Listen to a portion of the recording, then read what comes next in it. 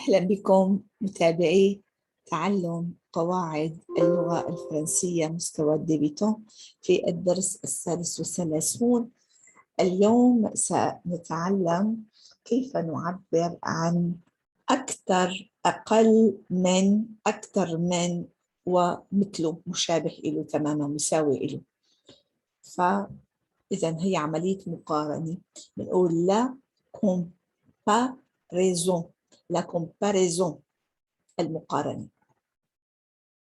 التعابير اللي بيستخدمها أو التركيب اللي بيستخدمها plus grand que, moins grand que, aussi grand que، يعني هو أكبر من، أقل، هو أطول من، هو أقصر من، هو معادل له بالطول. فالجران باللغة الفرنسية تعني الطول وليس الضخامة، هو الطول. نعم. لدينا في المشهد رجلان، أحدهما طويل والآخر أقصر منه. فالأول اسمه جيم، الثاني اسمه جو. فبنقول نتحدث عن جيم. جيم إيه؟ جيم يكون plus grand que جو، أطول من جو. plus gros que جو، أضخم منه. gros ضخامي. و aussi fort que جو، que جو يعني مثله بالقوة. أما جو فأكيد moins grand que جيم، moins gros que جيم، aussi beau que جيم، يعني أيضا جميل مثل جيم. فاثنيناتهم متساويين بالجمال واثنيناتهم متساويين بالقوة، لكن فقط هني بالطول واحد أطول بالطول وبالضخامة، واحد أطول من الثاني وواحد أضخم من الثاني. طيب إذا كيف التعبير؟ كيف بدنا ناخذها بالقواعد بقى نفهمها قواعديا؟ إذا on place، في عندي تعابير plus، plus وموان وأوسي، هدول التعابير بيستخدمون مساوي وأقل وأكثر.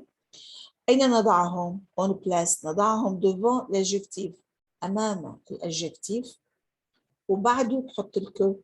إذا بحصل الأدجكتيف بالنص، قبله بيكون أقل، مساوي وأكثر، وبعده que après l'adjectif. فبقول جيم est plus sympathique que Jo، يعني أكثر لطافي. moins sympathique que Jo و aussi sympathique que Jo. في حال كان عندي adjectif، وقيمة إن الadjectif بيكون دائما بعد verb être، والadjectif عم توصف مين؟ عم توصف جيم، تصف الاسم. دائما الadjectif يصف الاسم. انتهينا؟ الآن نفسهم بليس وموا أوسي بيستخدمون إذا كان عندي أدفيرب. ما الفرق بين الأدفيرب والأدجكتيف؟ الأدفيرب يصف الفعل، بيستخدمون هدول نفسهم مع كو، واحصر بيناتهم الأدفيرب. انتبه على هالجملة. جيم بوج plus vite que Jo، plus moins vite que Jo، aussi vite que Jo. الفيت عم توصف مين؟ عم توصف البوج وليس جيم. عم توصف حركته أقدر، أقل ومساوي.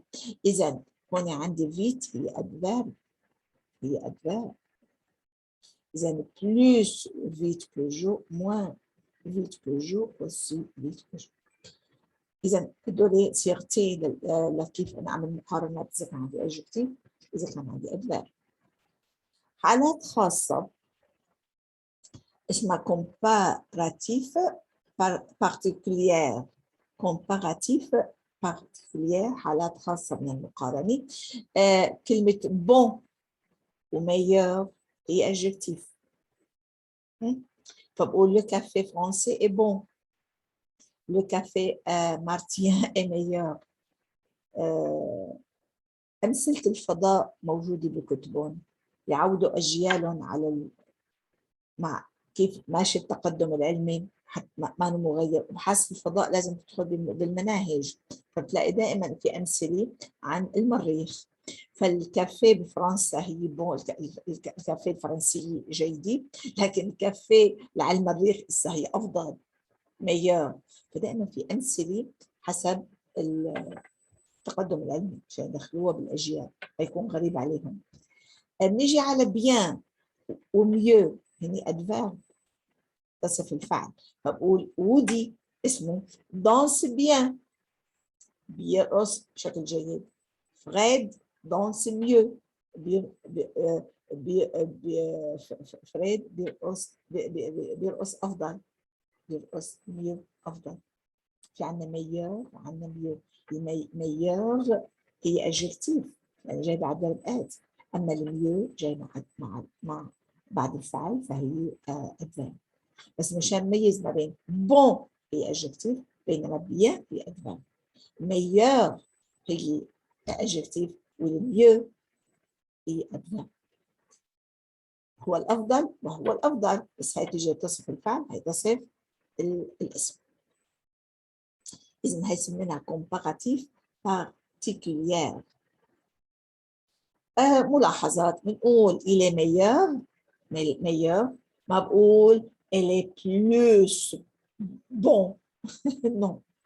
في عندي تعبير بدون ما اقول بلس بون، في عندي ميور، ما بحاجه لاني استخدم بلس بون، يعني اخذ بون حط لها بلس، ما بستخدم بلس بون نو، بقول الي ميور.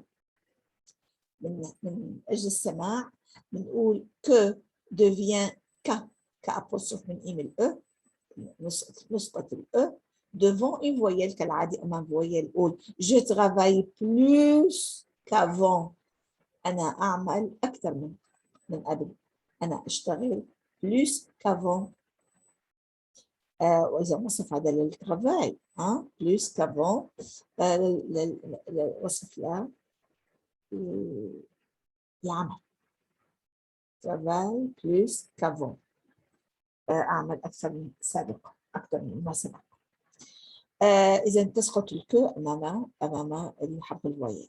إذا بعيد تلخيص الدرس، هي الدرس عندنا كومباريزون، الصيغ اللي بستخدمها بلوس كو موان كو أوسي كو، بالنص بيكون عندي يا أدجكتيف يا بيكون عندي أدفيرب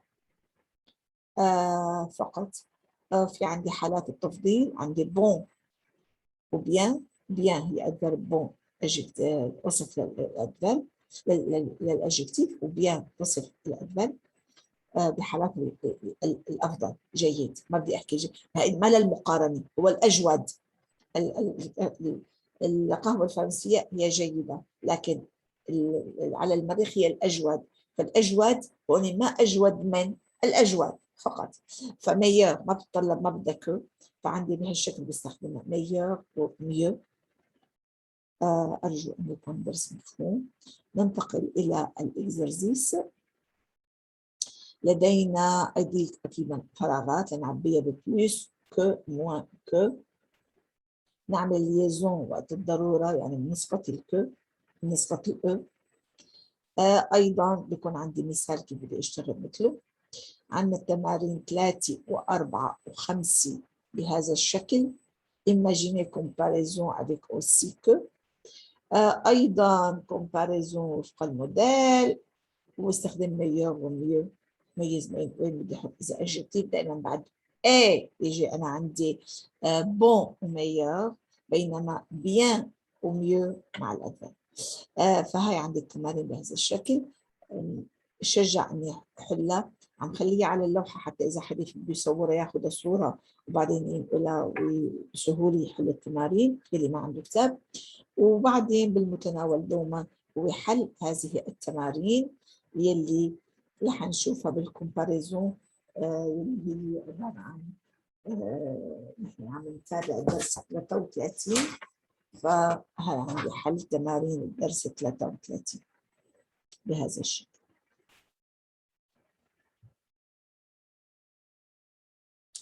أرجو لكم أطيب الأوقات، أرجو أن يكون الدرس مفهوم. إلى اللقاء في الدرس القادم.